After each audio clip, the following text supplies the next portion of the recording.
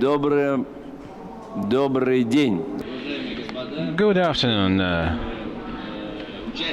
ladies and gentlemen, dear participants. I'm happy to see you all who decided to join our panel. I hope that more people would be joining us soon. Our session is about practical issues of developing Japanese Russian investment projects. And we want to make it very much practical and to discuss some real things, but also discuss those issues and challenges and barriers that we have on the way of developing, of promoting Japanese investment into the Russian economy. As you can see, our panel is basically a round table. And indeed, we want to use this in the roundtable format. We'd like to really discuss more and debate more rather than having presentations from each of the speakers. We have very prominent and knowledgeable people in the field of Japanese-Russian relations. And I'm happy to introduce our guests. First of all, Japanese practicing lawyers from two major legal firms of Japan. A.G. Kobayashi, who is a partner with Anderson and Mori. A.G. worked and was involved in many of the deals for foreign investment. He joined Anderson Mori in 2002, but before that, or rather after that, since 2002 to 2003, A.G. worked in the Bank of Japan.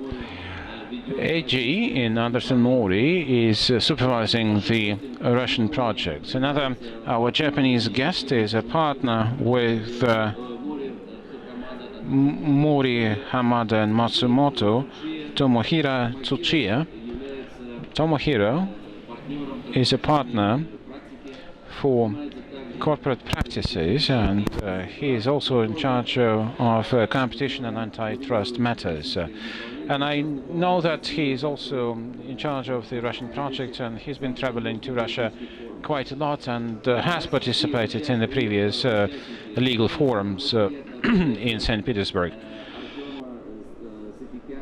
The Russian participants, I'd like to welcome Artem Satikyan, who is Director of Direct Investment Department of the Ministry for the Development of the Far East of Russia.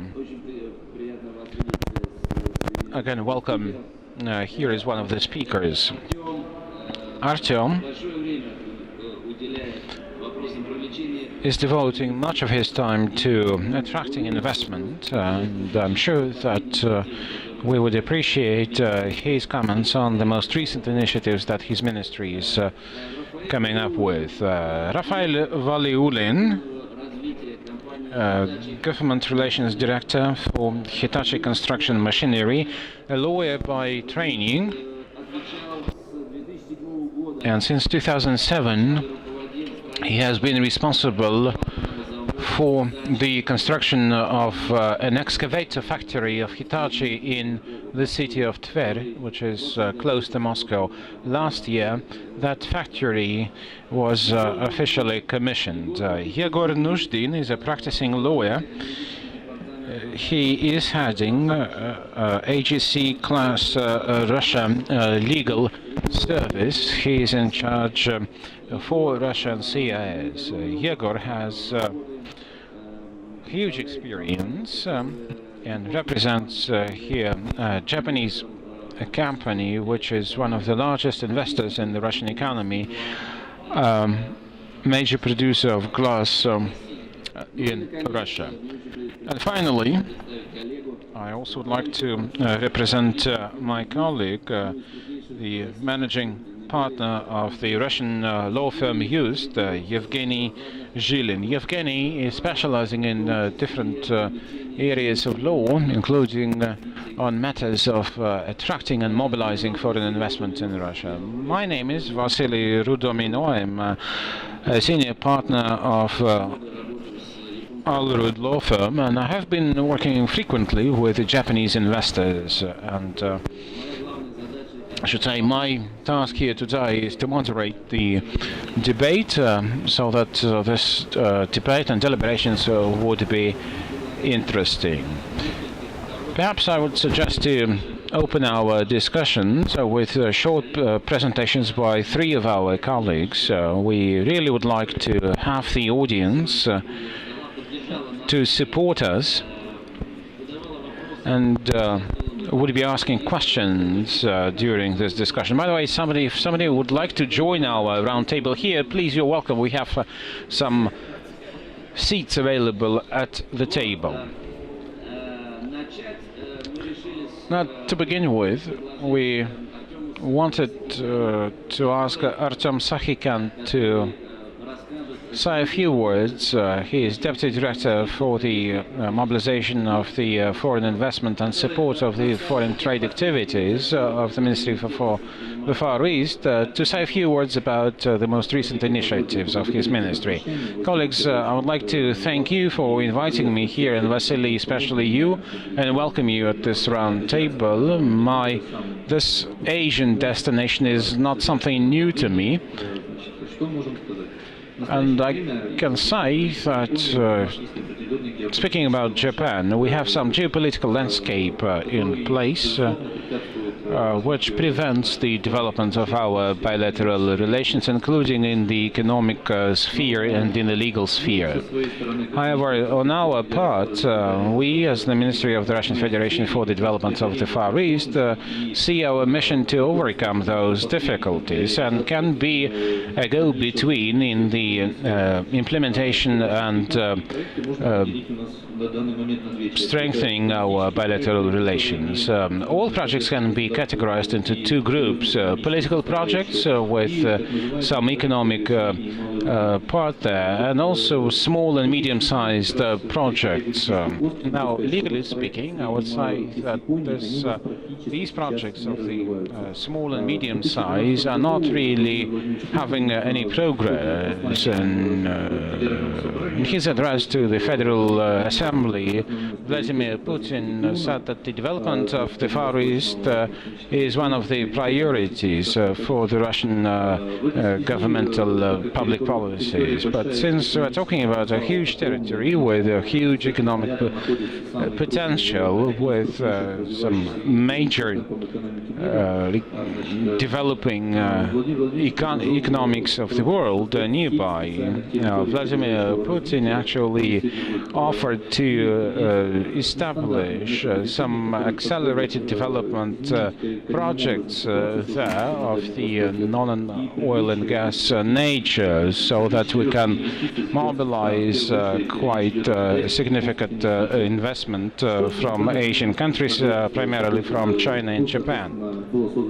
So we had our ministry established for the Far East, and one of the main tools for the ministry was to establish the areas with accelerated development. We had this law adopted in December of 2014, and it was fully put into force on the 31st March of this year. So it's a very young law of 2 months old only. But in terms of such accelerated economic development areas, we already have two projects with one investment agreement already in place with a Japanese company, JNC, for the greenhouse construction in the Far East, with the total investment of 100 million there. So we're talking about some medium-sized projects, but it's already a big advantage for this very young law of 2 months old. So we are talking about a project that we managed to actually negotiate on the investment agreement even during the time that the law was being prepared. So the Japanese partners trusted us that much that they decided to go ahead even before the law was fully enacted. There's another project with a Japanese company of Sojitsu in Khabarovsk to build a new air terminal with the same cost of sorts, but let me say a few words about the law itself. The law establishes new conditions for investment in the Far East. Under the law, we would have a single investment team which would be mobilizing investment. Speaking on the sidelines of various fora, Governor Mr. Kalushka was frequently asked questions by the Japanese, by very sober-minded people who were in no haste, but they were asking questions about guarantees. What would be the guarantees of their coming to the Far East, and that the projects would actually be implemented and not being buried like some of the initiatives before, especially when we're talking about small and medium-sized projects. This might be the reality. So the guarantee would be the ministry and its investment team. Igor Trudnev as the one of the leaders of the ministry, and we support foreign investors to help them with their operations locally. So the first institution is the Far East Foundation. Through that, we are planning to invest into the most interesting projects in the accelerated development areas. The second institution is the Investment Mobilization Agency, a platform where we would put the most interesting projects as of May 20, 2015, we already adopted and agreed upon 9 such accelerated development areas. Each of the areas have their own specificities, like the industrial park or the Khabarovsk Road Fund. There are aviation and agricultural areas. If a resident wants to participate in a particular project in this accelerated economic development area, they need to be in line with the specifics of that particular area. The second institution is this Investment Mobilization Agency, again a platform where the most interesting projects of such accelerated economic development areas can be realized. They are inviting investors, explaining to the investors what is going on, and help the investor to invest and to support investors until the time that a project is complete. One of the most important tools within the framework of that law would be the establishment of the management companies. We are talking about a corporation for the development of the Far East, and this would be the managing company in an accelerated development area. I would explain the preferences of such accelerated development areas or ADA, and the investors would have a single window opportunity. They no longer need to go to various authorities in Russia. They directly go to that managing company and with a request, and it takes about 15 days to respond to that request. So they can enjoy the ADA preferences for the investor, and the requirements are there. So if a request is agreed within 15 days, then the register of investors of an ADA would have the investor listed. The company becomes a resident of the ADA, and then they enjoy the full opportunities of such ADAs, and basically As soon as you become a resident, you work with the Russian state through the Corporation for the Development of the Far East and the Ministry of the Development of the Far East. There are certain guarantees in implementing those projects. Many Japanese partners are saying that if we come to the Russian market, but you don't have transparent enough legislations and you have some deficiencies and failures or complexities with the investment climate in the Far East, for example, tax audits. But all tax audits as part of those investment projects in an ADA are done exclusively by agreement with the Ministry for the Development of the Far East of the Russian Federation. Actually, for a tax audit of such a company, we have usually 20 days allocated for a major Russian company, but in an ADA it is only 15 days. For small businesses it is only 40 hours for a tax audit. About preferences, what an ADA actually provides you with that. A grace period for the tax profit, and you pay only 5% on your profits, but you have a grace period of 5 years first. The insurance payments are going down from 20% to 6.7%. So 6% to the pension fund, 0.5% to the social security fund, and 0.1% goes to the Federal Medical Insurance Fund, basically you're not paying for land, so the government is investing into land and into infrastructure, and you prepare the land, premises, utilities, transportation, roads, logistics there. And if you apply for a project, and if such an application is approved, then you can lease your land for 70 years, up to 70 years. But if you implemented a project, then at a fixed price you can buy this land for yourself. But if the project is successful, if the project is not complete within 3 years and there are some claims from the investment agency of the Far East regarding your contract, through a court, you go to court and decide those issues through a court, and you can be crossed out from the list of residents of an ADA.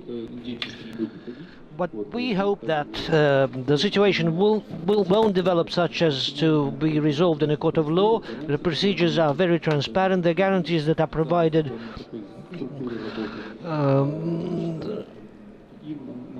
and we also ensure the maximum speed for project implementation.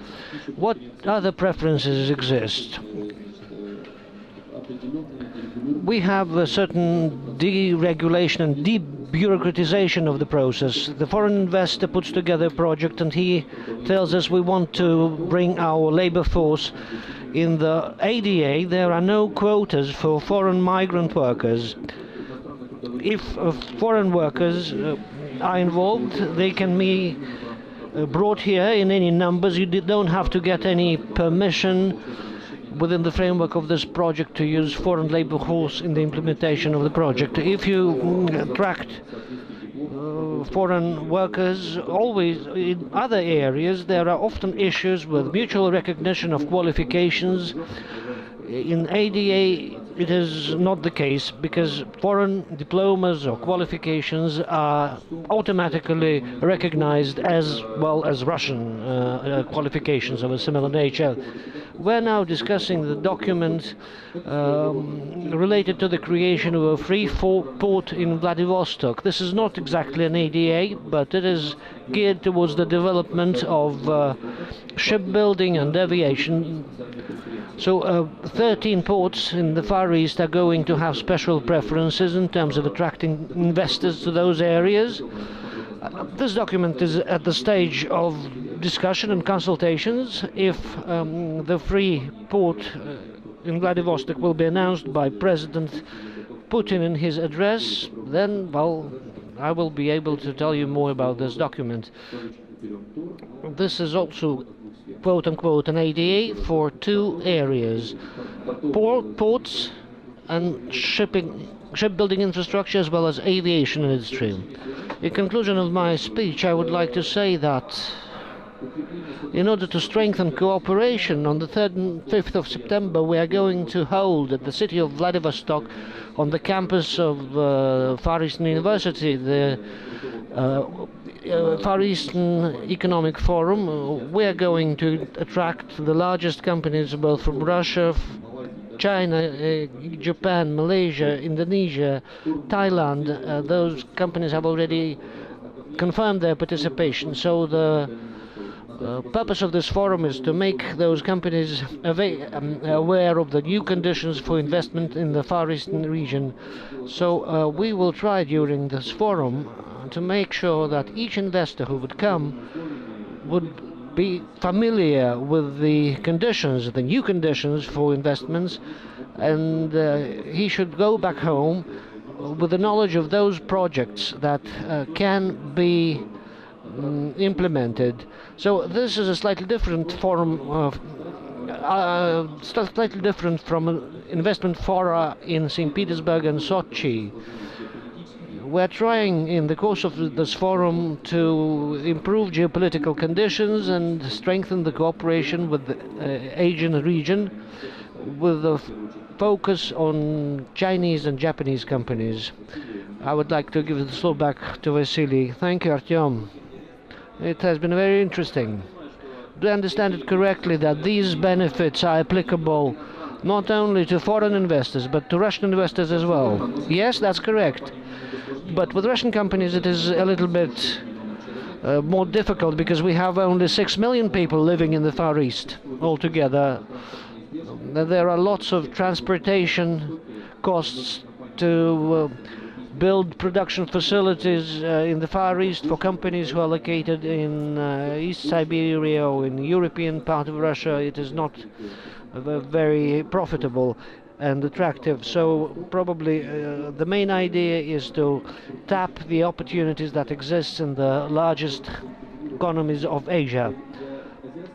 For Asian companies, in particular Japanese companies, it means good conditions for entering the Russian market, and for us it means the support of our interaction and our exports to those Far Eastern countries that I mentioned. Well, at ADAs today, 6 ADAs have been created not long ago. The first ADAs were in Khabarovsk, Nadezhdinsk and Komsomolsk. In each ADA we have about 10 companies when we have only 2 from Russia. Russian companies are more interested in other ADAs, and there are companies, Russian companies, who are involved in developing agro-industrial enterprises, tourism and so on and so forth. And in 5 years the company transitions to a standard tax regime, right? And there is a different procedure. Well, so far it is like this. So in 5 years' time you have to apply to standard standard tax rates in 5 years' time. And there is also a free customs area in the ADA, and the goods are moved in accordance with this regime. And this will another very good benefit that will help to, well, it sounds like heaven on earth. It's difficult to believe in it, because it is tax holidays, zero taxation. What does it mean? 5% against 20? Maybe I missed something, then you correct me. Are there any criteria? Well, a company comes in, there must be some investment criteria. Yes, of course.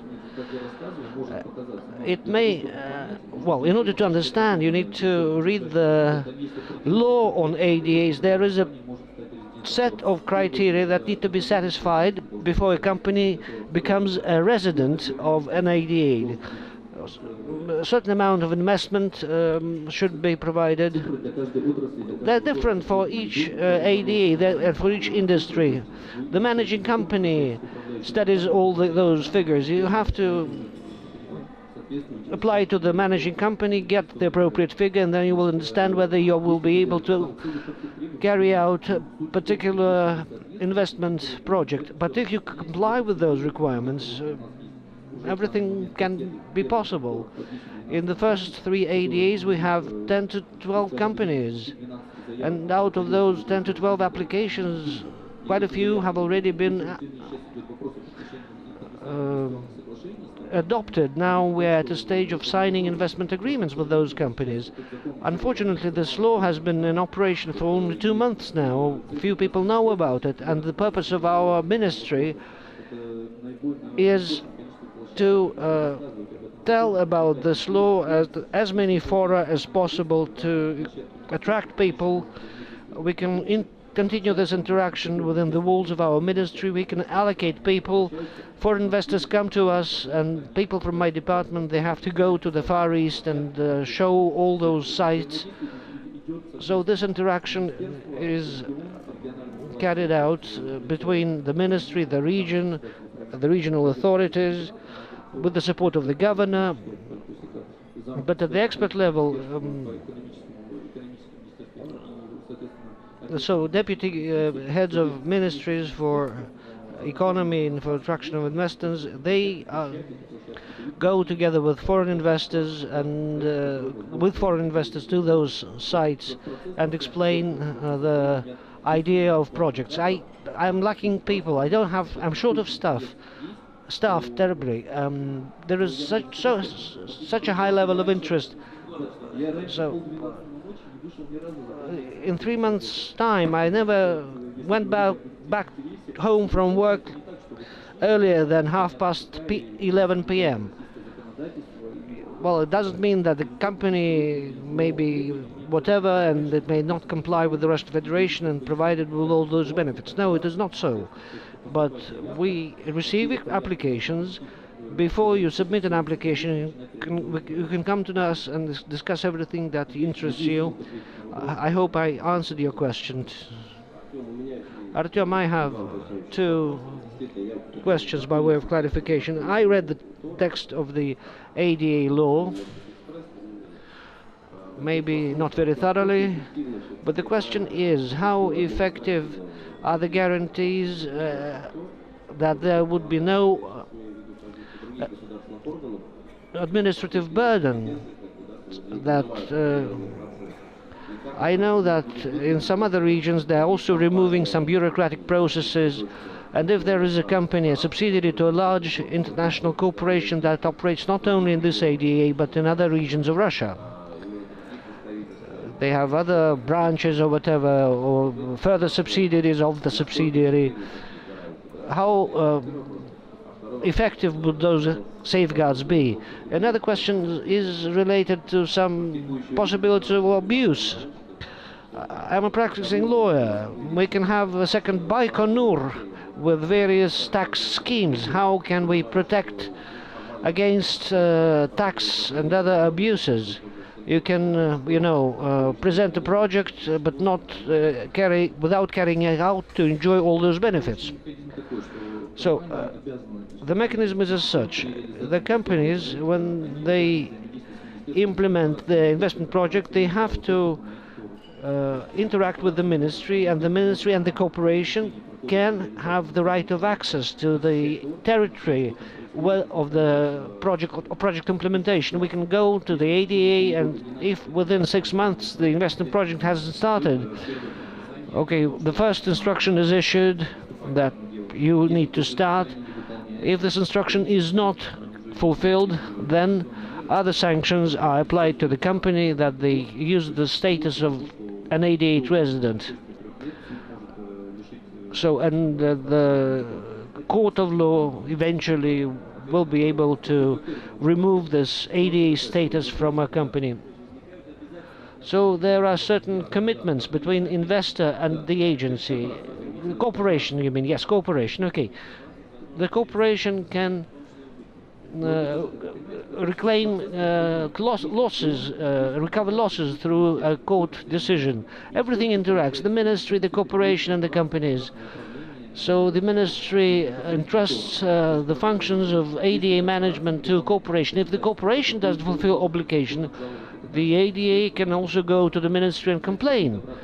and the ministry is a guarantor of both ways. So the corporation, it does mean that the corporation has been allowed to do whatever they please. I am not a lawyer, so there is a contract. There is a contract, yes, it's a kind of a contract between the parties. You supply an application, then you enter into an investment agreement, and everything is stated there. We are not. There is no hot air. Everything is fixed in the document the way it should be. Maybe from a legal standpoint it sounds somewhat differently, but everything is documented, and everything is documented in the law as well, that corporations as well as the ministry can have access and can have to check that there are no abuses.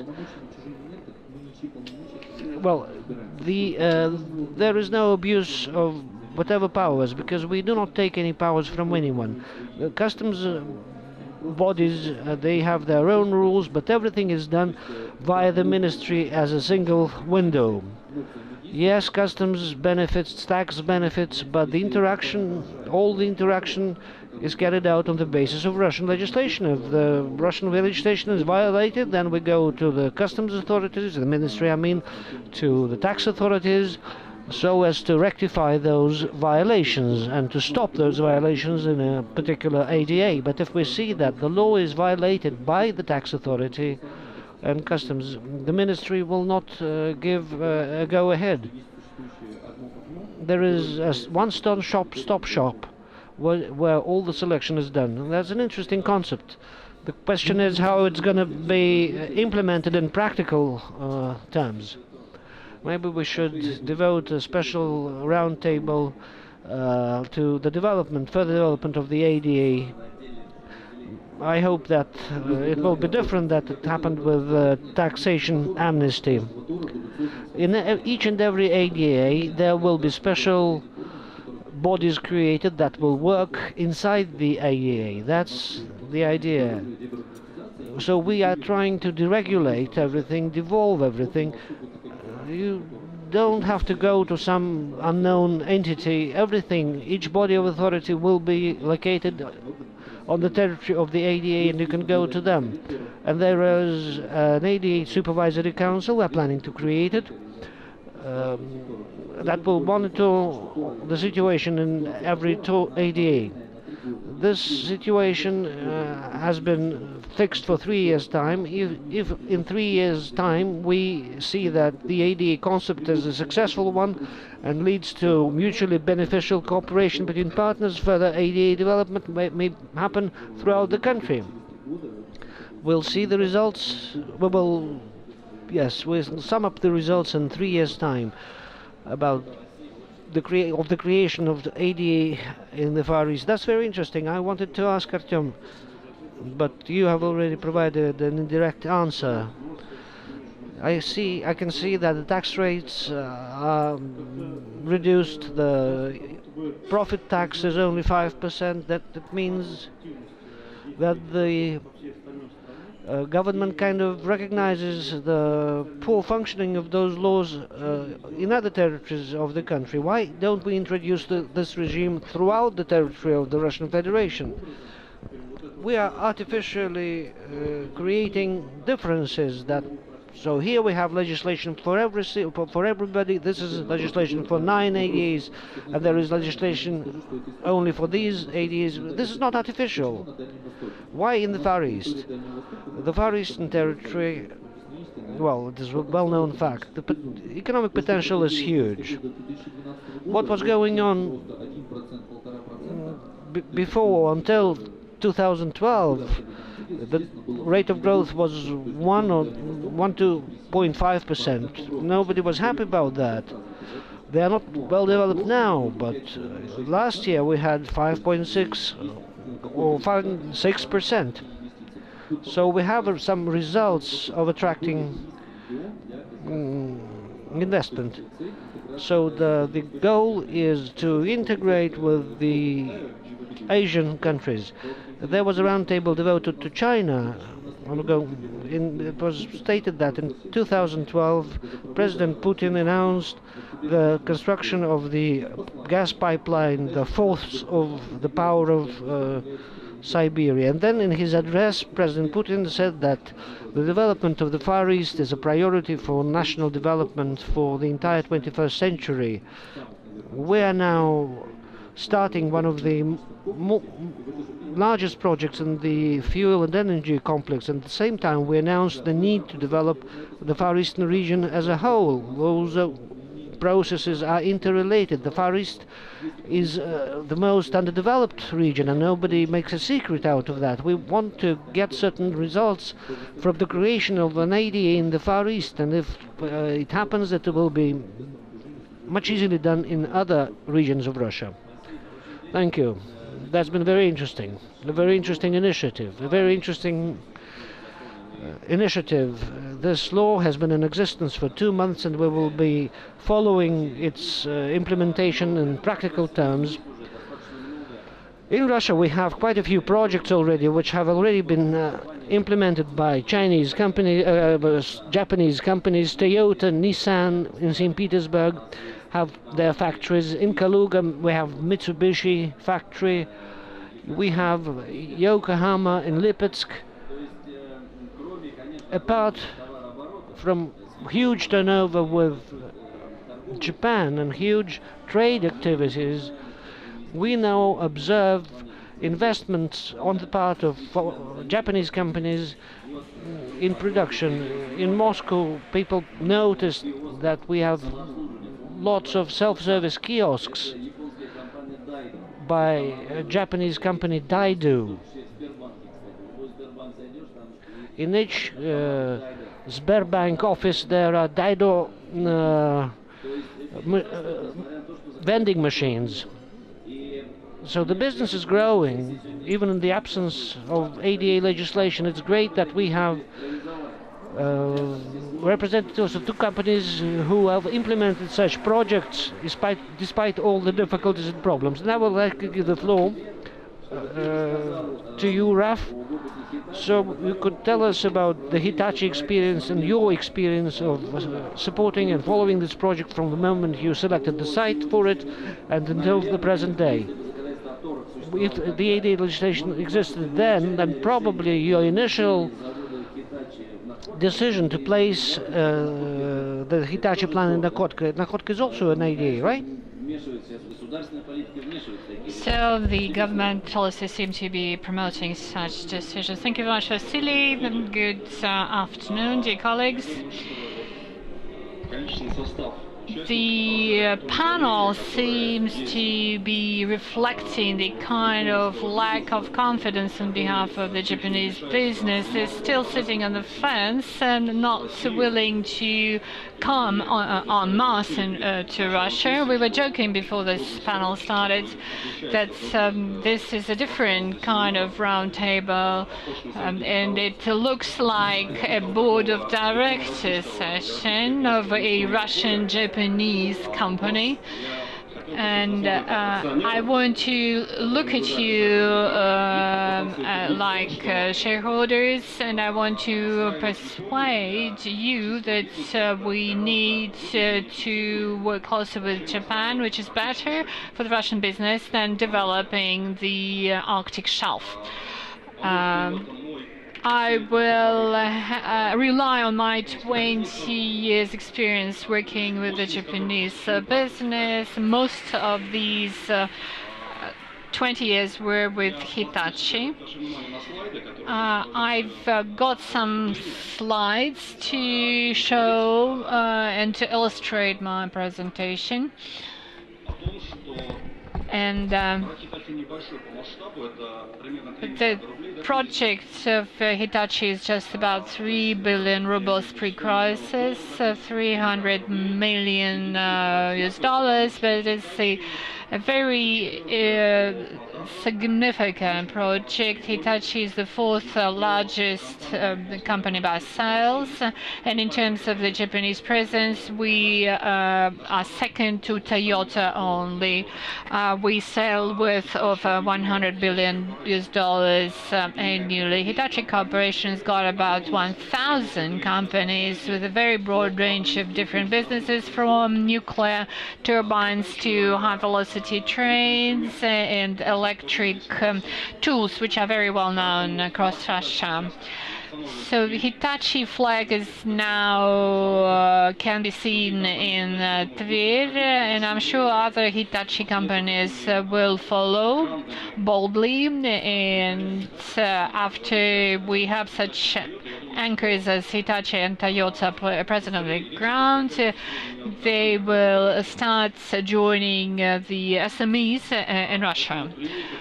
This is the range of products of the factory built in Tver. We started the project in 2007. And we survived the 2008 crisis. We started building a proper factory as well in Nakhodka. We reformatted our project. We started to be complete down project. We became closer to the clients. It is now in Tver because we're closer to our clients, and we sell almost 75% of our machinery to companies in European part of Russia. We belong to the market, and our factory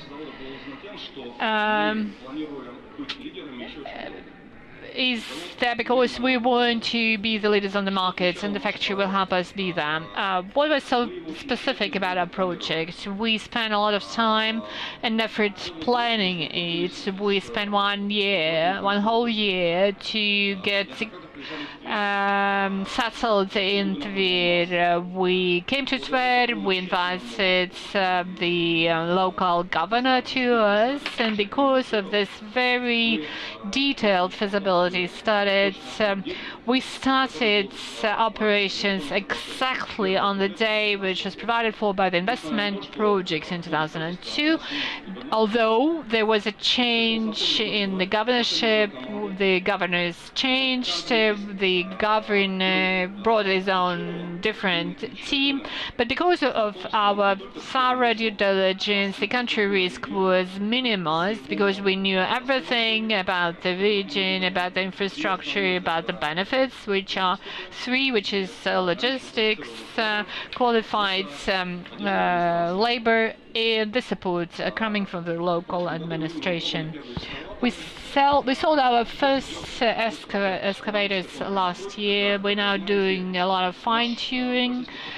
You know that Russian customers may not be completely trusting the Russian-produced machinery, so we mix up Russian and Japanese-produced goods, asking our customers to see the difference, and this is just a lot of mental work that we need to do.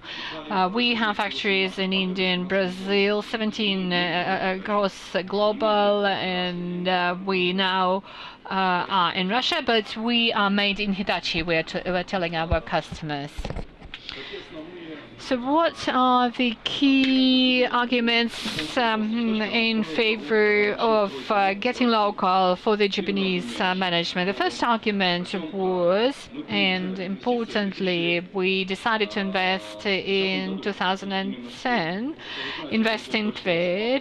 This was kind of a recession year after the crisis, but Japanese tend to plan with the horizon of 5 to 10 years minimum. And in April this year, we started building another factory, another plant. And despite all of the background, the Japanese are very trustful. We all are waiting for more news, and you've heard from Vice Premier Shavalov that the crisis was over, that we need to start doing business as usual, and when the start is declared, we need to make sure that we have been properly prepared with our suppliers, with all the training that we need to do with suppliers. So we'll be there when the start is declared. So we also acquired 40 hectares of land. Only 3 of those were developed because we have some ideas. Like Hyundai in St. Pete, we want to do a lot of localization. It's a true headache for us, and I think actually it is a more difficult issue to address than building the walls of your factory. The reason why we went local was because we wanted to cut costs for our excavators. But you do have an agreement for localization with the Ministry for Industry. No. And this is a painful issue because we built a plant for 3 billion, but we're not considered to be local. We are treated as an offshore entity. We're going through a process of harmonization. We're talking to the Ministry of Industry and Trade. We're getting some protection from them. We were getting some protection from the Ministry of Economic Development. So we are hopeful there will be some harmony in place because some of our colleagues are facing a similar issue, probably Toyota and Nissan here in St. Pete. They have factories in Russia.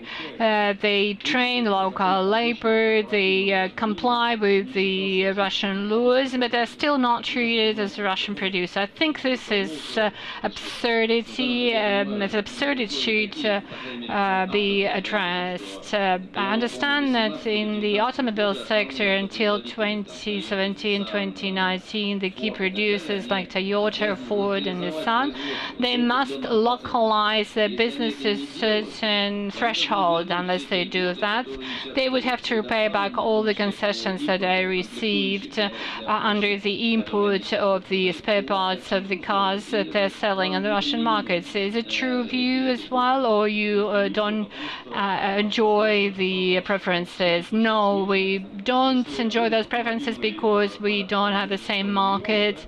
The automobile market is about 2 million cars. We have a market of about 1,000 pieces of machinery. So we do not count. We're so small compared to them. But actually, these preferences are against the WTO rules, so that's the reason why they'll be in place only till 2017, until the end of the grace period. If I'm to go back to the localization, I worked with Hitachi for 8 years, and I'm quite sure that this localization is a diagnosis of the Russian economy. Parallel with building our factory, as we started digging into the land, we started calling on the local businesses and companies. We were shouting, we were crying, we are here, come to us, bring us your spare parts. We don't want to bring spare parts through the Suez Canal, but we want to produce everything locally.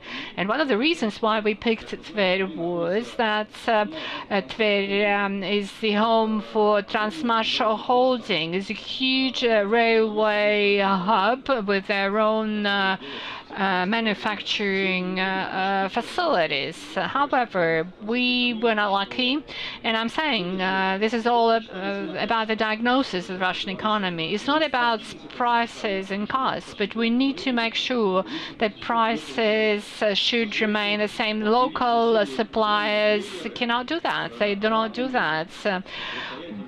We have a lot of spare parts coming from Japan, covering thousands kilometers through that canal to reach it. This is absurd. This is tragic, but local supplies cannot ensure sustainability of supplies and prices with a margin of 10%. To be the local producers can't do that. They can't be there sustainably for a long period. So we want to grow our own supplies.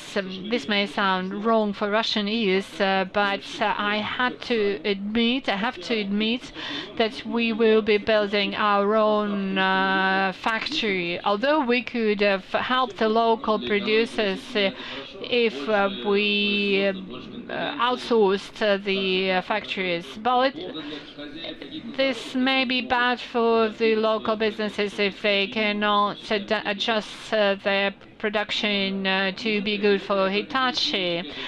But practicing lawyers want to see more of localization, because the more localization you have, the more investment comes and the more practice we can have. The topic of Tebatsu Chiboli in Japan is very well known all across the world. Where you have Toyota or Hitachi feeding hundreds, thousands of small and medium-sized local firms. We produce about 18% of all costs, so over 70 is outsourced. We have Kawasaki for hydraulics, and they're the key spare parts, key machinery for our excavators. The tradition in Russia is different because Russian businesses tend to have everything concentrated in their factories, and that's the reason why they go bankrupt. They're dead to the market. So the reason why we decided to build our factory, the world is so volatile today. The US economy is growing. In Japan it may be in recession, in Russia it may be in recession, and Japanese are selling a lot of their machinery to the United States. It's very important the way the global economy feels. We have factories all across the world, in Brazil and the Netherlands. The most recent one is in Tver. We may be diversifying this volatility of the global economy. Global economy is so different in different regions, and overall we're in a good position. You have this Russian-based production to cater for the Russian market only. Will you be selling abroad your product, your machinery, to diversify the risk? We are selling to Belarus. If you view Belarus as a foreign state, we'll start selling to Kazakhstan. We have ideas based on the ruble devaluation to sell our spare parts to the factory in Amsterdam. So Russia may become a supplier of cheaper spare parts components for the European countries, or provided the Russian does not get too strong. There are other dealers who have their factories here and they supply spare parts to Europe. I have some 3 minutes to give you advice, lessons learned from our project, so something that you could learn from our experience. And you could do that as my potential shareholders to avoid mistakes we made. One thing that we did, and you are not advised to follow, to do, the investment agreement that we signed with the administration for preferences, and all the infrastructure was provided locally by the region, about 10 to 15 million US dollars, which is a lot. We acquired land quite cheaply. So this investment agreement was monitored by an American company with a head office in Tokyo. I don't want to name names. I don't want to advertise, to do bad advertising. I advise you need to have your in-house lawyers plus a team of visiting lawyers, and you will probably save hundreds of millions of rubles and time. When you have a conflict between parties to the investment agreement, it's often a triangle of the customer, the management company, and the general contractor.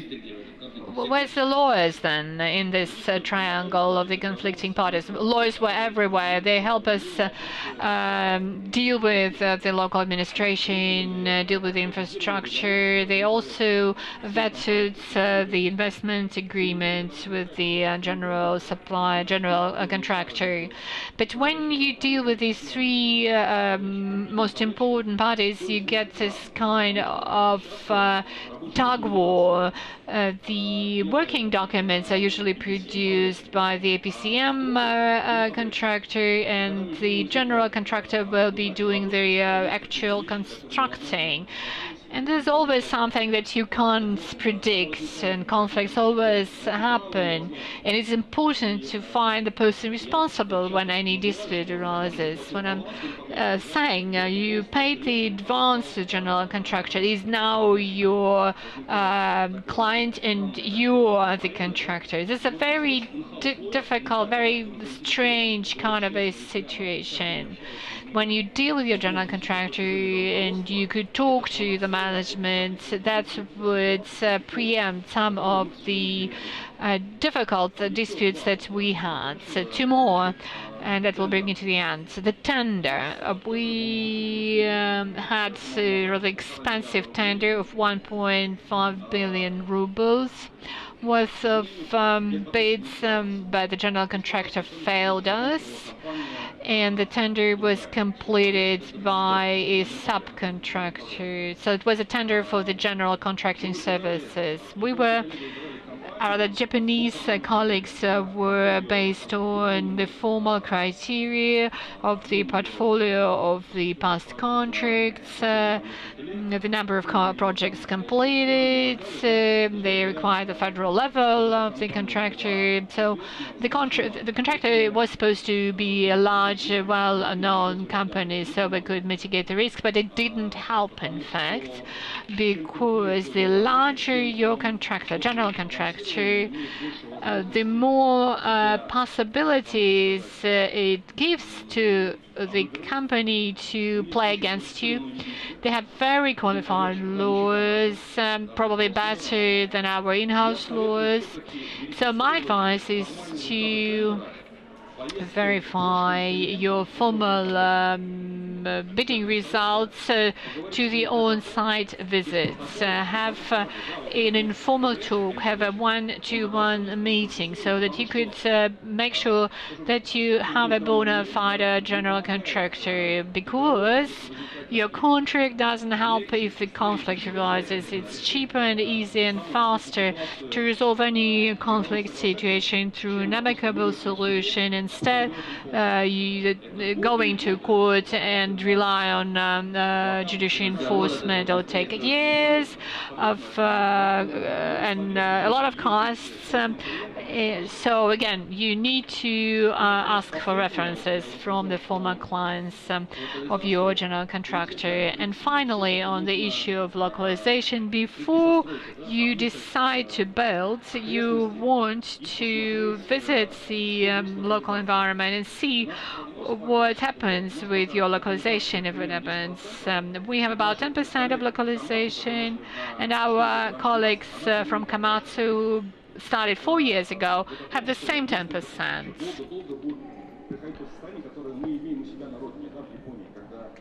So it would probably take a long time before we will have a situation like in Japan, when people would be competing for you rather than spending money on training your personnel and money and time spent there. And there's a change of management there, and contracts might go down. Just a few numbers that I wanted to refer to like a few numbers for Japan. In 2013, which ended in 31st March of 2014, the turnover between Russia and Japan was $35 billion. With China, it was 315 billion. With US, 203, and with Taiwan, for example, it was 93 billion. Which means that we have really untapped capacity there in our relations with Japan. And I think that the people feel warm towards each other, despite the fact that we had a war between ourselves. But Japan and China also had a war, but they still have a very large trade turnover. And the US also nuked Japan, but they still have very good relations. So again, because in view of the President Putin's visit to Japan, perhaps you can take another look at our relations. Perhaps we can delay some of the offshore projects, but probably think more about the developing relations with Japan. Very useful information. I would say a helicopter view of what needs to be done, because we all, as practicing lawyers, need to think about this. But very often we cannot help our customers to take this bird's eye view, I would say, of the project. So it was a very good thing that we had this practical outlook and practical summary of what happens, because sometimes we deep into the particular situation with the customers, but we don't see the general picture. Vasily, one question to Rafael. I have one comment and question.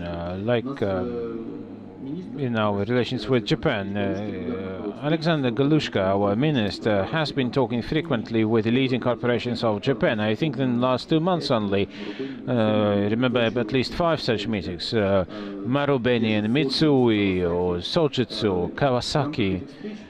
As part of such meetings, he would usually present some tables and drawings on paper to illustrate his point. But we signed with the 7 big Japanese corporations investment memorandum of understanding, and those MOUs took a long time to agree upon. I mean, MOU would not really entail any significant obligations or circumstances, but it still took 4 or 5 months to do so. I wonder if there is a lack of trust, there is mistrust on the part of the Japanese corporations to Russians. Perhaps my Japanese colleagues would respond to this. Or maybe this is some Oriental mentality, because in our ministry, indeed, we have this purpose in mind of improving our relationships. But I wonder if Rafael or my Japanese colleagues can comment on that. Maybe the crux of the matter is about personal contacts, and then you would have some good result, like Rafael described his situation in Tveri when they built good personal contacts with the governor. Is it about personal relationships, or is it about the way business is usually and traditionally done in Japan? And how can support and help in signing investment agreements faster and for a long time?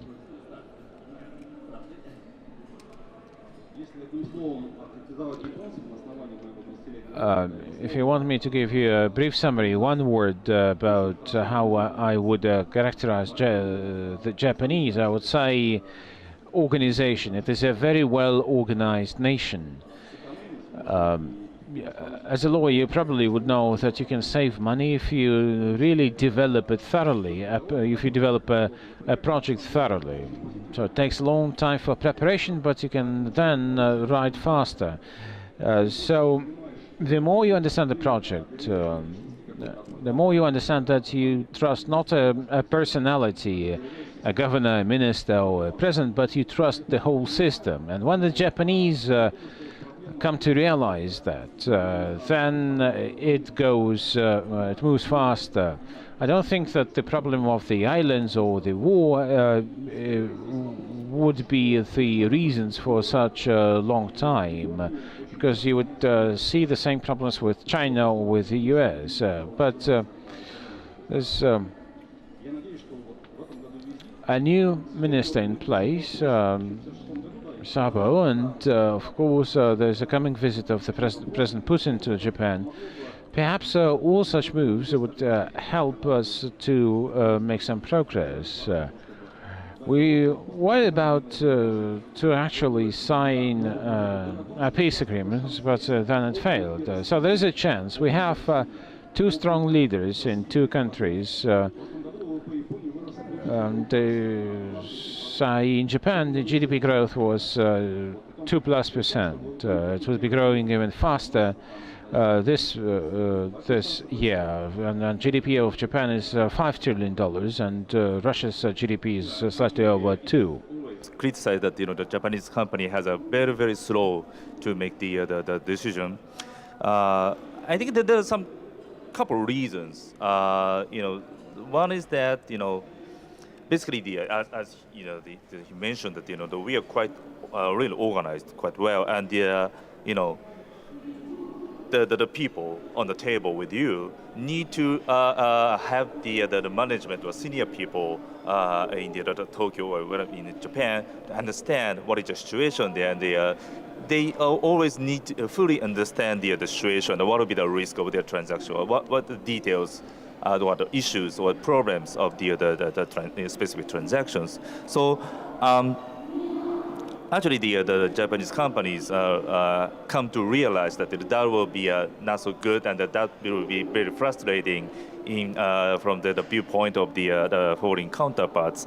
So now they're trying to become more faster to make the decision. But I think it's worth noting that that once it might be slow, but once they make a final decision, Japanese company will basically observe the promise and observe the agreements, the agreed terms of the project, and they basically trust the counterparty of the foreign countries. So that's my observation.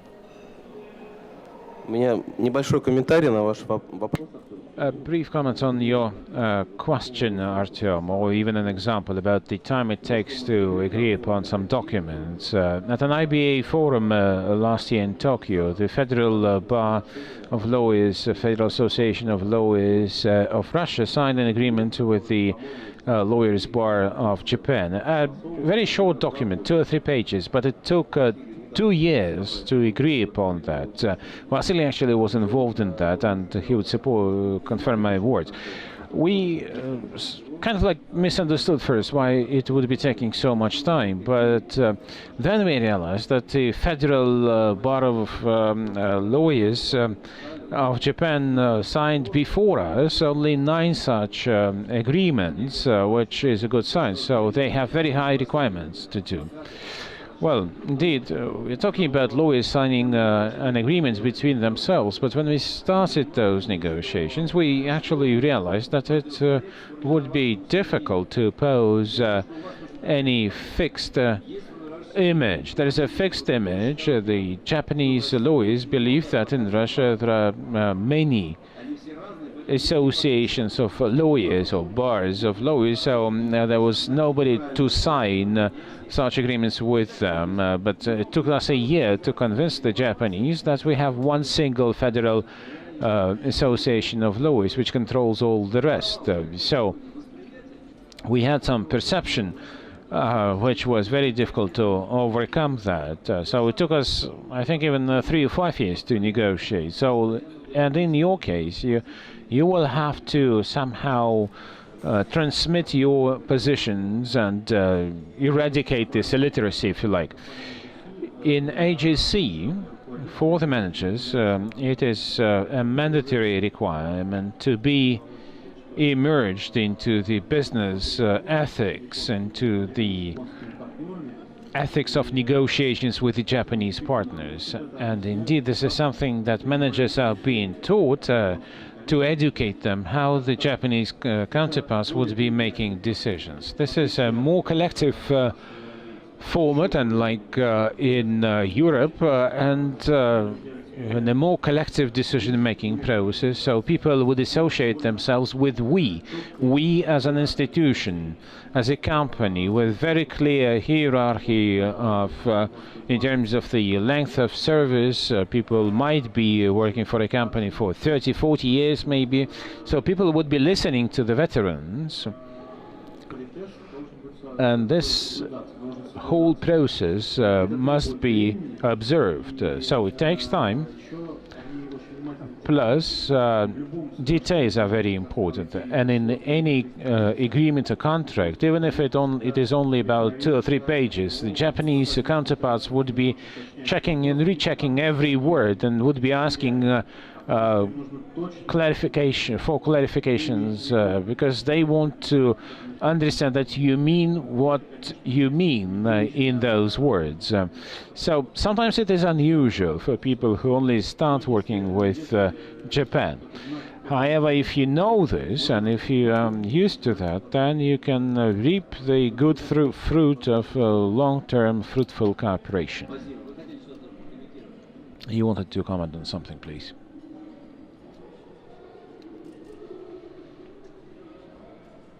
There's no microphone, I'm sorry. My name is Sylvia and I come from Croatia, Wolf Ties law firm. I've been enjoying your panel discussion very much and would like to make a few comments and would have also a few questions. First of all, it's my first visit to Russia, and I must say I'm so pleased and astonished to see that there are so many Japanese sushi restaurants, and also at our welcome reception a significant part of the delicious food was actually Japanese food. So probably it seems to me that it's this initiative of why I'm saying this also, my wife is Japanese, so I do try to follow what's going on in the world. The initiatives of the Japanese government to export these Japan cool and ramen and food to Russia, it works.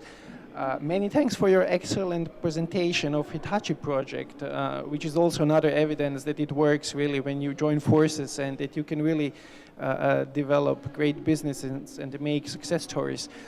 To you, my question would be, who financed the project? Was it actually just pure equity? And then to the general, the entire panel, how is it in joint Russian-Japanese huge infrastructure projects? Can you also rely upon Japanese and Russian development banks or commercial banks, or mostly just equities? And you also mentioned main contractor for constructing the site and tenders.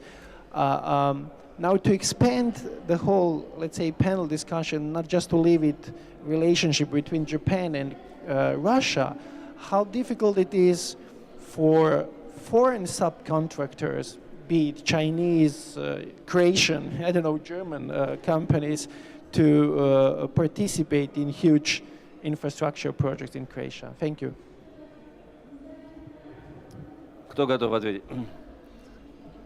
Who would be prepared to respond?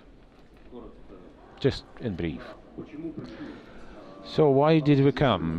Because there's a market here, and we have been leaders for a long time. We have been working since late 90s through a dealership here, so we survived all the crises, and we actually managed to become a leader of the market. The factory is owned by 80% by Hitachi and by 20% by EBRD, but only because the Japanese also hedge the risks through EBRD. Why? Because Japanese business people, because in the media you would have a wrong picture. So the business people have a different understanding and perception of Russia. Hitachi has a lot of money, and the funding in Japan is quite cheap, so EBRD was only involved to hedge the risks. That was the only reason. About selecting suppliers and vendors, I think that this is a painful point for any projects of Japan in Russia. There are two car plants, Toyota, Nissan, and others from the company FNCG. But we are making something else. So we had to follow in-house production, and that's why we are building a workshop, a metal shop ourselves. Or we invite Japanese contractors to come to Russia. One of them actually came to Russia already, which is not really a profitable thing for them right now, but we offer them an opportunity in Russia, but also we offer them to work elsewhere. Japanese quality is well known in Russia, and you can do some marketing and advertise yourself in various fora. Maybe Egor can share his experience with AGC in Russia, and then we can come to discuss what would be the obstacles to investment in Russia. Thank you. Thank you, first of all, for inviting me here to this panel. And let me just come straight to the most interesting point. Asahi is the global producer of glass. For those who don't know, the company is over 100 years old. It's a Japanese company. Briefly, without going into much details, Asahi is into the industrial glass, what we see in the windows.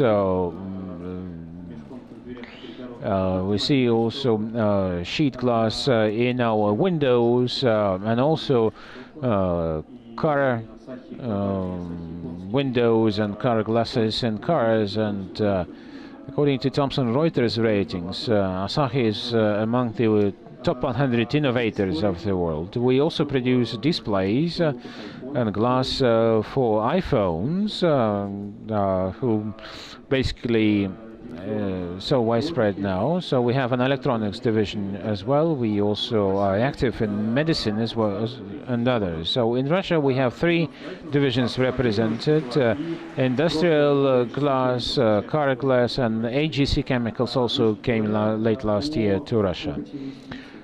Regarding our experience with investment, in the late 90s, the Asahi decided to acquire the Borsk glass factory in the city of Bor, near Nizhny Novgorod, a very well-known production of glass in Russia, with two production lines there for polished glass, for car glass, and for glassware. And it was a good thing because the company made an entry into the Russian market right away, but it was a risky project as well. The way decisions are made, I was then not a member of the Asahi, but the decision was made not in the Belgium regional office where Russia actually is reporting to, but right in Japan. So the planning horizon for the Japanese companies would be much longer.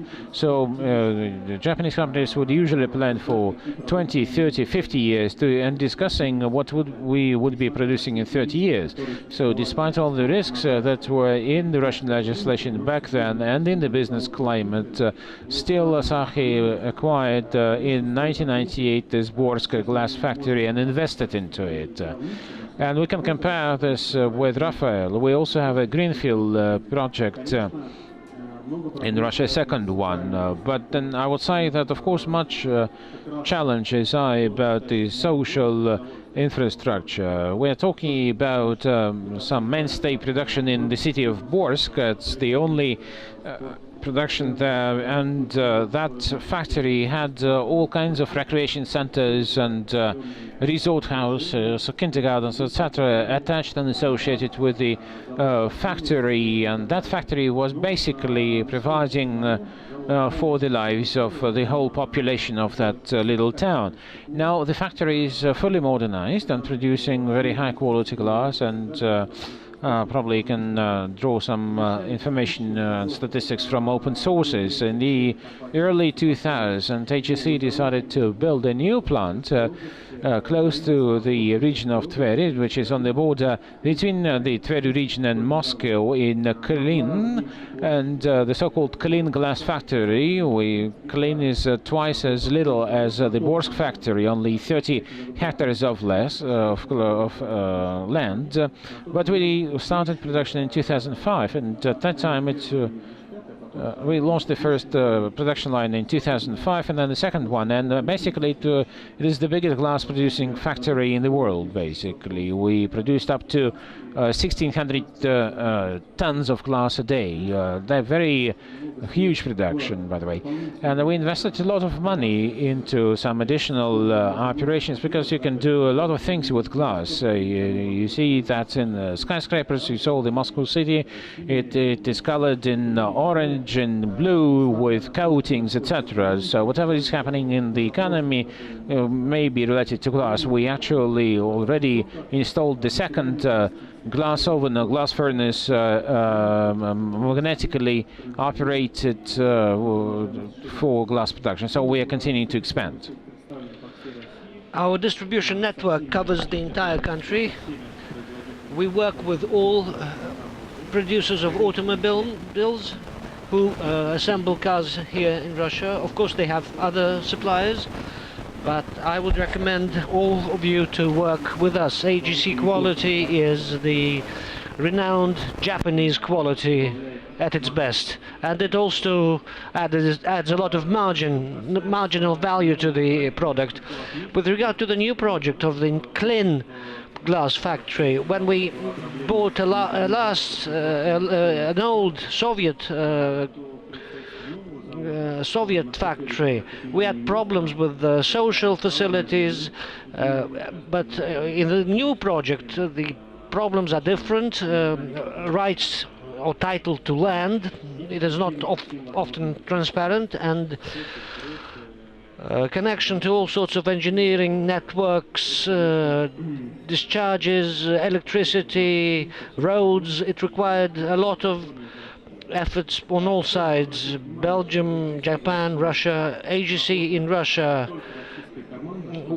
has only Russian staff.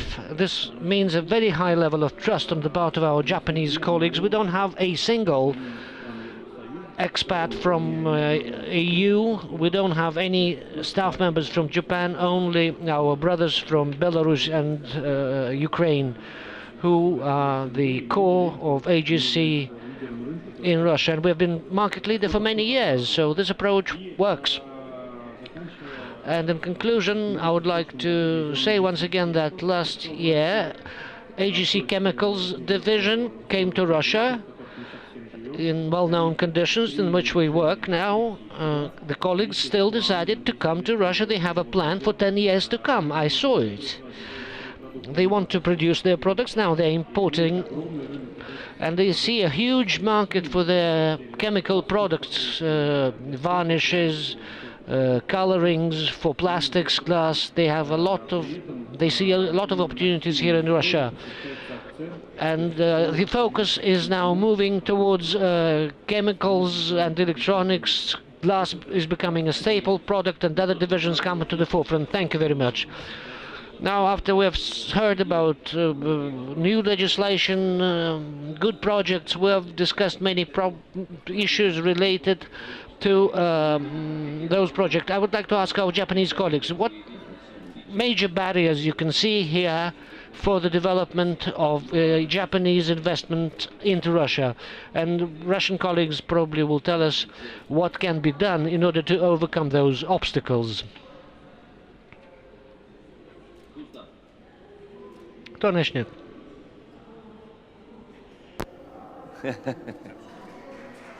You would like to start? Okay. Thank you very much. My name is Yoshi Hayakawa, and I'm a Japanese professor and a practicing lawyer as well.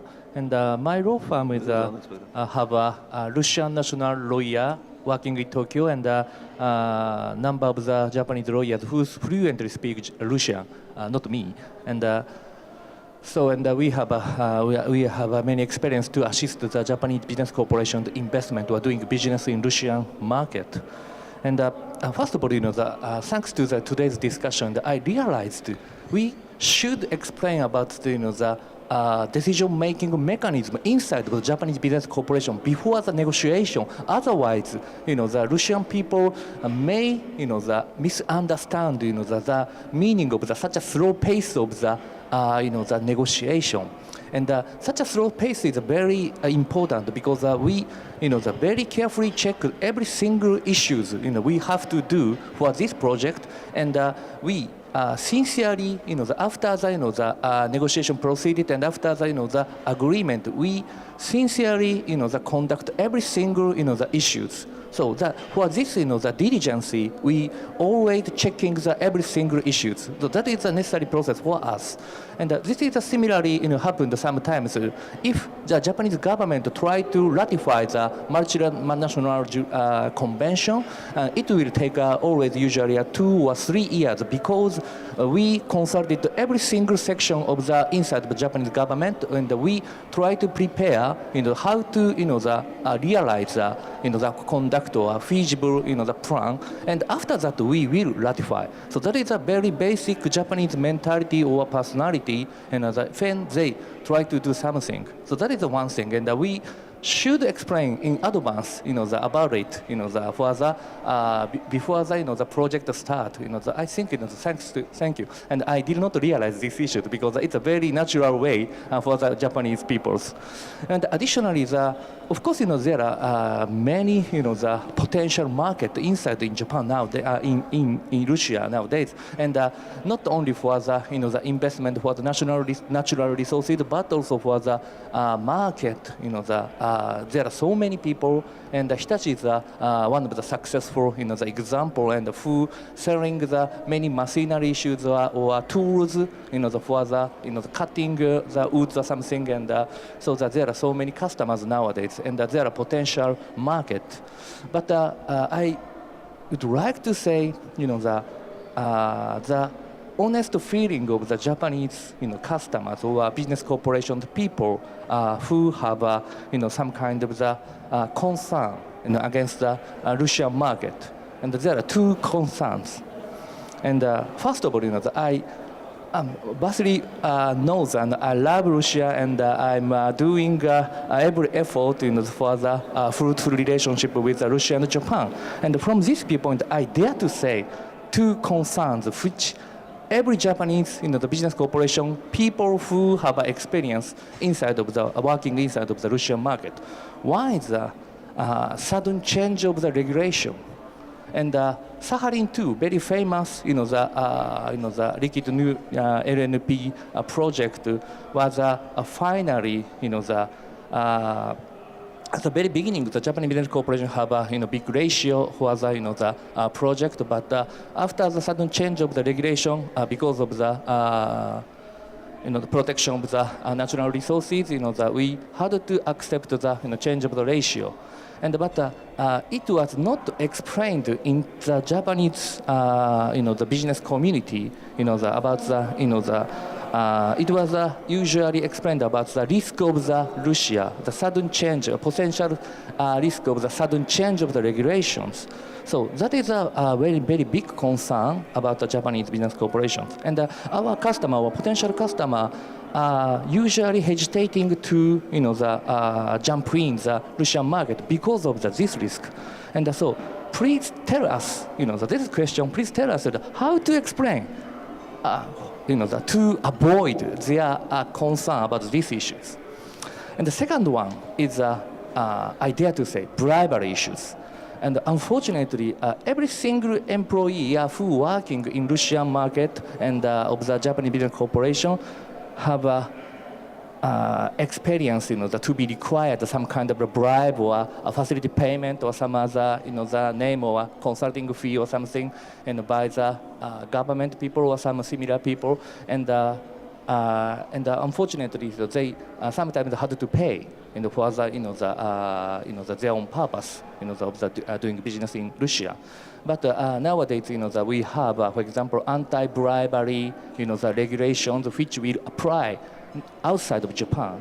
And so the United States have a much more extraterritorial, application of their own anti-bribery regulations. And so the situation is changed, the outside. And of course, that we sincerely wish, the change of the Russian, situation. Of course, I'm not familiar with the very present situation in Russia. So, and please, tell us Yes. how to, avoid this. Any comments from Kali? Yes, please. Well, thank you very much for your comment. Actually, I just wanted to add some the further comments. The first point, yeah, I agree with you. It's important for the Russian company to understand the such slow decision making process by the Japanese company. But I also think that as a Japanese lawyer, it's also important that the Japanese company to change their mind in terms of their cross-border deals. Because as I mentioned before, some Japanese company realized that the such slow decision-making process will not be competitive in terms of for example, international bidding or the international transactions. So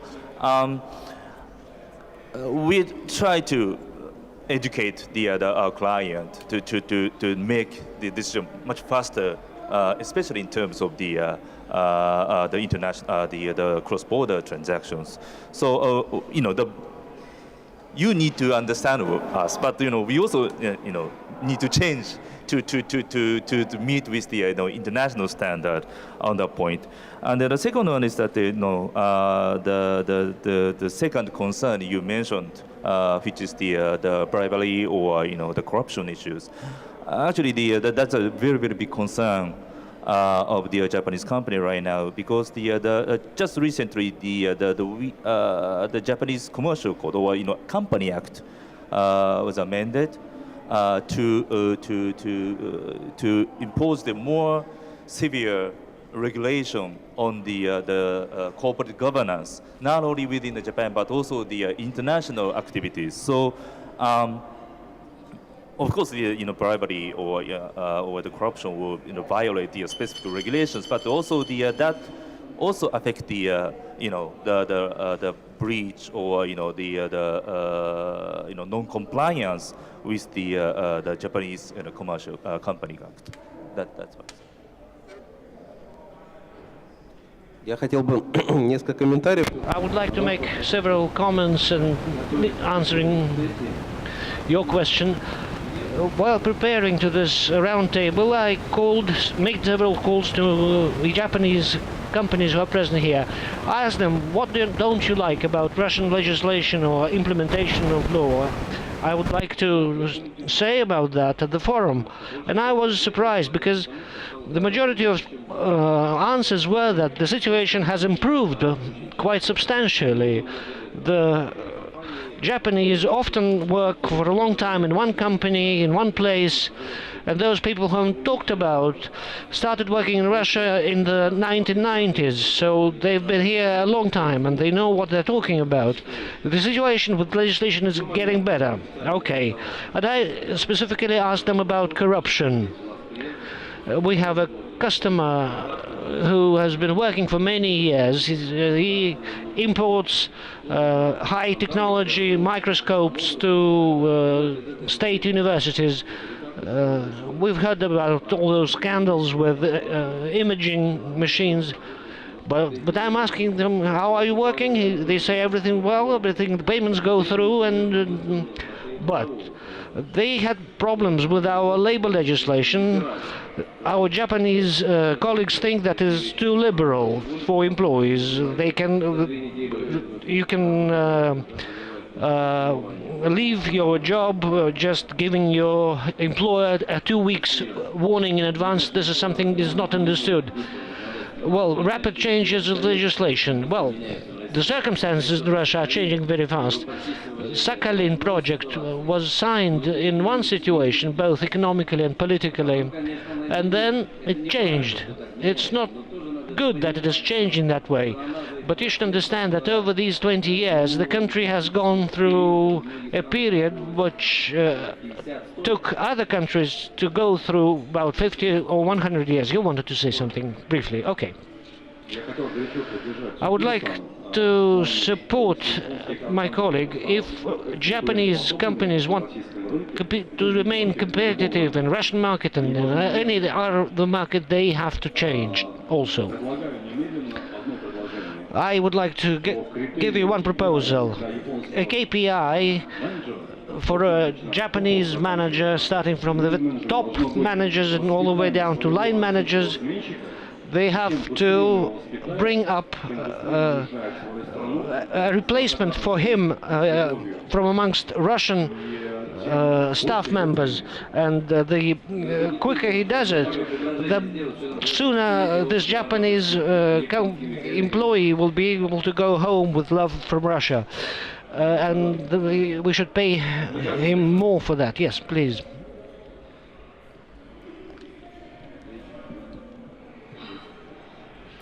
Thank you. My name is Kanori Nagatomo from Hokkaido, north part of Japan. I'm a lawyer and a member of Sapporo Lawyers Association. Well, I like Russia very much, and it's more than I visited here more than 15 times, and so I think that I know Russia more than other Japanese people maybe. But well, today's topic, that investment. Very good discussion. I heard that you know that, but one point I would like to say, today's discussion, I feel a kind of only you focus on big investment. But however, in my place, Hokkaido, north part of Japan, that it's really close to Sakhalin or Far East, and we don't have so big companies there. You know that, but many companies, many small companies, or many local governments are interested in investing in Russia, but they don't know how to access Russian market because they have no language skills, they have no ability to know the Russian laws, whatever. So my question or my comment is, well, this big project, of course, should be important for the relationship Japanese and Russia, but I would like to know that there are many small such companies, people, they would like to invest Russia, they would like to access Russian market, but they don't know how to do. Therefore, that's just, I just want to, if possible, I just want to establish such environment, legal access or to access market, whatever. So this is my question, not my opinion. Thank you very much. Thank you. Oh, you see. Yes, so I agree with his comment, and there's some difficulty for the Japanese company to access the Russian market. But one reason is that I think the lack of information. So most of the Japanese person and the Japanese company cannot understand the Russian language. So that I think that there is an importance to give some basic information in English. So I think there's some database of the English translation of Russian legislations, but I think this area, our lawyer can provide some services to give our clients some basic information about the legal system of Russia to provide in English or in Japanese to the who wants to enter into the Russian market. I think that's an important job for us. And what do you think about other obstacles? What do you, as a practicing Japanese lawyers, what do you see as the obstacles for the increase of investment in Russia? One thing is already discussed that corruption issue. So it's and I think I want to point it out that some that the Japanese companies have some general concern about the legal system. That there are some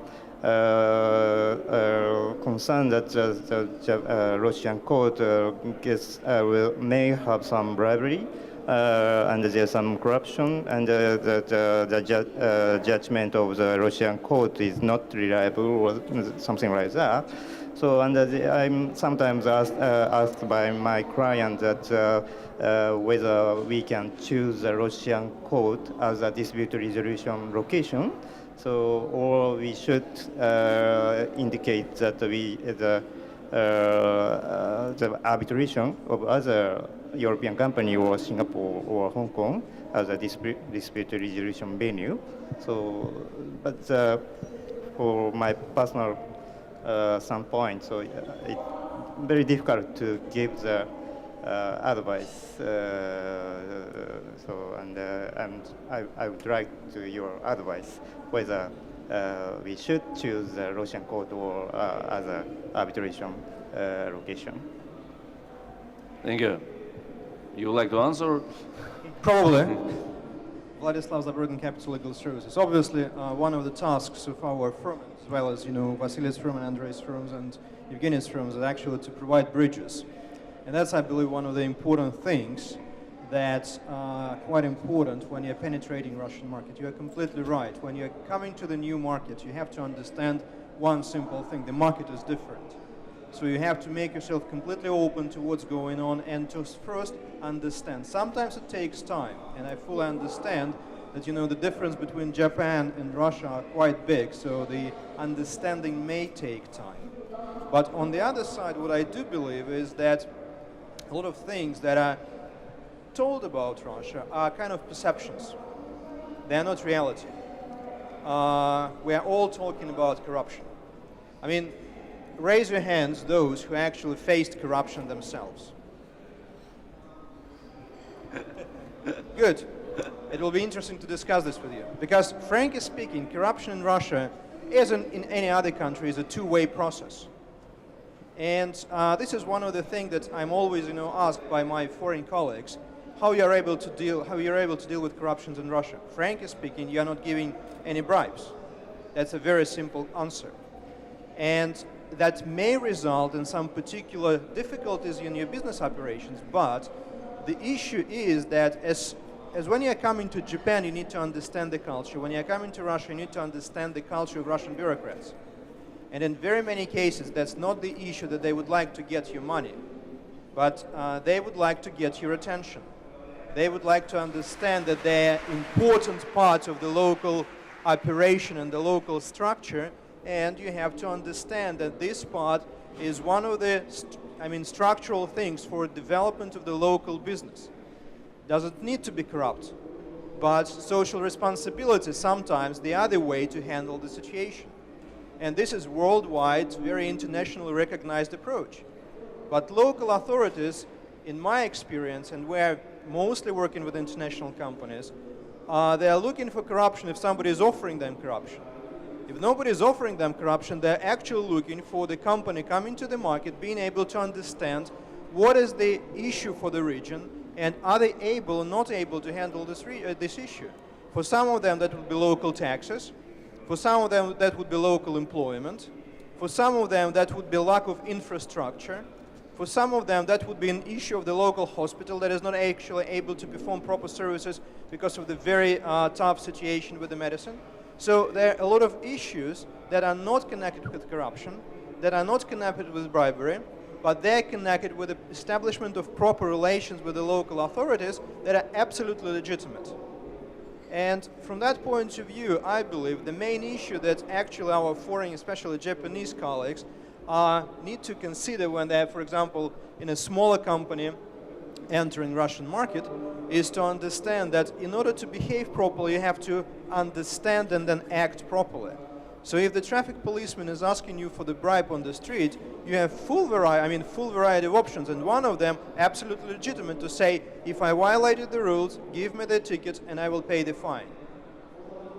Yes, there are troubles connected with the explanation of the rules, with the way how the rules may be interpreted by the authorities and by particular bureaucrats. Russia is not a perfect country. We know this, and we have to understand this. But frankly speaking, in all my life, traveling abroad and alone, I haven't never met a perfect country. Each country has peculiarities. So I believe that for the international businesses, trying to respond to your question and probably a bit your question, for the international businesses coming to the market, when you understand these peculiarities, when you understand the structure and still you play your own game, you will be able to be successful. If you are trying to kind of, get yourself exposed and try to play local rules without understanding what are these rules and how they're actually working, you will be actually very much at risk. So my perception of the situation is that, take whatever time is required to understand the situation, but then have your own view, your own opinion, and follow it. Thank you. But actually, that's one of the good example of the, how the Japanese company does not know their situation in Russia. Actually, to be honest, many of the Japanese companies still have the kind of stereotype image about the Russia, but back in the late 80s or something in the Soviet era. So many priests might ask for the bribery always, or all of the Russian judge will give the money under the table, something like that. So I think that kind of situation should be changed. And actually, there's a lot of the the emerging market around Japan. So there's a lot of the number of the Asian countries which also they require needs the huge money from the Japan. So actually they have advantage because of their geographic close, and they have a very good kind of a good impression about the Japan. So if you'd like to facilitate the business between Russia and Japan, we need to educate them to overcome such their kind of a stereotype image about Russia, and to tell them the current situation in the Russian economy. Well, what I would like to add here, that stereotypes and standard thinking are creating a lot of opportunities for people to make money on that. So you need to be very careful when you are choosing your advisors or intermediaries, because some of them just making money on this stereotype. You are coming to them, they're saying, here in this country it's impossible to do anything without bribes. And you never know, are they giving bribes or not, because sometimes they're just making extra profit, telling you that you need to pay that, and that. And in reality, the services which they are, government services which they are, let's say, organizing for you are free, very efficient, very quick, without any intermediaries. So that's one thing. Maybe, Igor, you answered the question about the litigation. What is your experience being a head of legal of a very big company? What do you think about the Russian litigation system? Well, we attend Russian courts rather often, all over Russia. 85% of such deals, of disputes, are not so interesting. It's simply debts for non-paid products that we delivered. 15% of them, they are legal disputes that are more interesting. And me personally, I've never faced any corruption in the courts of all levels. Yes, I could remember some stories that I've heard, mostly connected with police forces or different departments of police, but it was like more like I've never participated, so it could be stories, and people like to describe and to invent something, but mainly all my colleagues that are working, they say that our courts, especially arbitration courts, are rather fast. And arbitration means state commercial courts.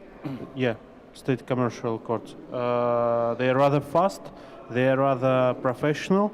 I would only mention that they are, in my opinion, overloaded with plenty of litigations and disputes that are entailed by inefficiency of some special laws, and people are going to the court to receive a grounding, a court decision for proceeding in their projects. Yes, and we have discussed today while preparing to this session Когда мы готовились к этой сессии, мы обсуждали... When we were preparing for the session, we started discussing and comparing the time needed for the litigation in Russia and Japan. I understand that in Japan, to get through the very first instance, you need 1.5 to 2 years. Here, you could reach up to the upper appeal level and probably go back to the first instance again. So my question to follow up on that, what do you think about the disputes relating to investments or joint ventures between Russia and Japan? Which law usually governs those disputes, and which forum is usually used, which venue is usually used for dispute resolution? Who would want to start? Let me start then. My experience suggests, as a rule, it's usually some neutral law, not Russian or Japanese. It could be English law, sometimes Swiss law.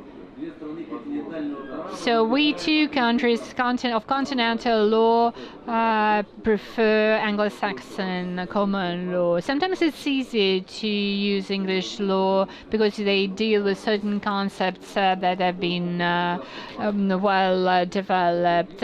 Swiss law has become rather popular as the governing law for disputes, but there are other many Eastern or Oriental laws, and this is the recent trend. Hong Kong, Singapore, and even Tokyo and Russia could compete for arbitration. So it's one thing is the governing law, another thing is the venue, the forum of arbitration. Well, this is my personal experience. What our Japanese colleagues think about what was your experience? The Japanese companies understand that it's very unlikely to be that the Japanese law will be chosen as a governing law in terms of the cross-border transaction, because I think the Russian company really don't know what's the Japanese law. So I think that they in that case I think the English will be the one good choice, the possible choice. And in terms of the arbitration, I think the Japanese company like to have some venue in the kind of the third country, not the jurisdictions where each parties are located. So I think one option would be the Singapore. I think Singapore is a very, very popular venue for the dispute resolution venue for the Japanese companies. So yes, for example, that Moscow company and the Japanese company are discussing the venue, but we can propose that Singapore. But Singapore is kind of very near to Japan, but far from Moscow. So it's kind of the one-sided. So, but if we choose London, so it's very near to Moscow, but very far from Japan. So there's no venue in mid between Moscow and Tokyo. So therefore, it's very difficult to propose kind of the equal or proportionate proposal about the venue of the arbitration. Но мне кажется, что мы должны об этом задуматься, конечно, и о том, что I think it makes sense to consider that when we apply English law and arbitration venue in London, we move to a different system of law, and even mentality is different. We are two countries of the continental law. One would think it would be easier and more natural to apply some continental law in the first place, or Russian or Japanese law, and probably consider whether some of the existing arrangements that we have between the Russian Arbitration Association and the Japanese Association of Arbitration, we could consider promoting our closer cooperation between the two arbitration venues, two arbitration centers, that more disputes will be coming to either Japan or Russia. This is on one hand. On the other hand, I know that Mr. Kawamura is president of the Japanese Association of Arbitration, and he moved to set up a Russian-Japanese Center of Arbitration. This could prove very instrumental to simplify and make cheaper any disputes, any issues relating to dispute resolution, in making the system better understood and transparent. Our time is almost up, and I think we could make some finite comments briefly. Если позволите, я в порядке комментариев. As a comment, or maybe as a joke, it's about the mental differences between Japan and Russia. I have a customer, a Japanese, who has been working in Russia for a long time, heading a branch of a Japanese company. And once he decided to check whether his staff would be coming to the office on time at 9 o'clock. So one of the staff members was late by 3 minutes and came at 9:03. The staff member actually thought nothing of this, but he was reprimanded by the Japanese manager. And that staff was quite emotional about this reprimand, and there was some quarrel and dispute with that, and the Japanese manager was probably a karate master, so he inflicted some bodily damage to that staffer, and the staffer actually took pictures of the injuries and went to the police and said, I want to kind of like file a case. The Japanese manager asked us for advice, what do we do? So when we looked into the matter, we saw that there was no case body there, basically, and the Japanese manager was going through all kinds of legal courts and all the way to the upper court to be cleared of any claims, but then it turned out that basically the Russian staff were using the illegal software, and the Japanese manager came to be actually again taken to court now by the Japanese software company for such illegal usage of software. So I told that guy that, you know, you seem to be like a repeater in crime in Russia, and you need to be careful for now on. So it's, I don't know, maybe we need to have a database for the staff being late so that the Japanese companies would be able to operate with that.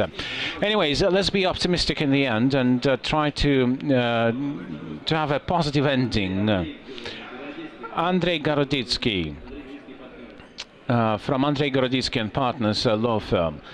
You know, we heard a lot of interesting today, and this made us actually think about some further work in this area. But indeed, colleagues, thank you very much for this panel. It was very, very productive and interesting. Let me conclude this panel and thank all the participants and panelists in this session, especially to those who actually decided to take some time away from their lunch and come to this panel to listen to us, to learn how the Japanese-Russian business projects are developing. I'd like to thank you all and have a nice appetite, bon appétit, and have a nice day. Thank you.